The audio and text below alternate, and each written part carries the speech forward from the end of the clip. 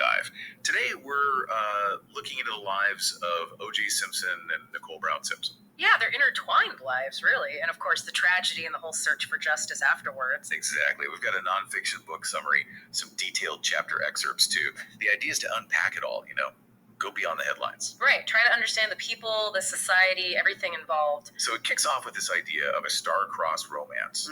Late 1970s LA.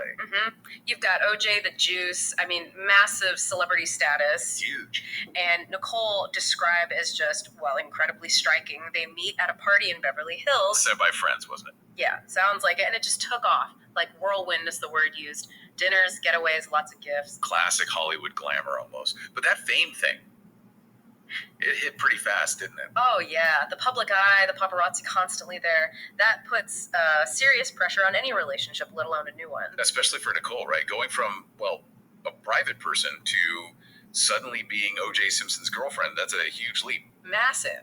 And even for OJ, keeping up that perfect public face, it must have been a real strain. Makes you think, doesn't it? How much did that whole celebrity world, that pressure cooker, shape things right from the start? It's a really interesting question. Maybe it set the stage for later complexities. Okay, so let's talk about those complexities. Behind closed doors, as they say. Yeah, the sources point to a really stark contrast between that public image and the private reality. Things like domestic turmoil start showing up. OJ's need for control. And Nicole feeling suffocated. Arguments escalating, OJ's temper becoming a real issue. She started confiding in friends then, didn't she? Seeking help. Exactly. Which just highlights that gap, the perfect couple image versus what was actually happening. Deeper issues. But it wasn't all bad, apparently. There were reconciliations. That cycle, yeah. OJ apologizing, promising things would change. And Nicole hoping, maybe believing, things would get better. Understandable, really. But the conflicts just got more frequent over time. That led her to counseling, trying to find answers. So even then, there was this sort of hanging question. Where was this all going? It really shows that cycle of conflict, calm periods hiding these problems that just kept coming back. Right. Let's jump forward to June 12th, 1994. The night itself. Yeah, the accounts describe it starting pretty normally. Nicole was focused on the kids. Sydney had a dance recital. Family gathering at her place afterwards.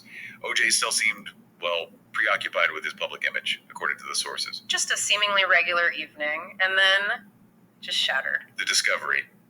Nicole and Ron Goldman, found by a neighbor. And immediately, law enforcement, the media, just descends, a total frenzy. That sudden shift from normalcy to brutality, it's jarring. Really underscores how fragile things can be. Absolutely. Unpredictable. And then the arrest. That was something else entirely. Oh, the Bronco chase. June 17th. It was described as tragic and mesmerizing. Yeah, that slow crawl across the freeway. Everyone watching. Yes. Surreal.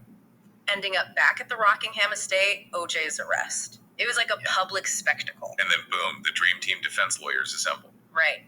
And the public reaction, the media coverage, instantly polarized. Huge divisions. It wasn't just a trial anymore, was it? It became this massive cultural thing. The Bronco chase really sealed that, I think. Turned it from a local crime into this national drama that just captivated everyone and, frankly, exposed a lot of existing tensions in society. So the trial itself starts. The trial of the century. Yeah. The atmosphere in the courtroom described as electric. You had the prosecution team, Marcia Clark, Christopher Darden. And the defense, the Dream Team, Robert Shapiro, Johnny Cochran, F. Lee Bailey.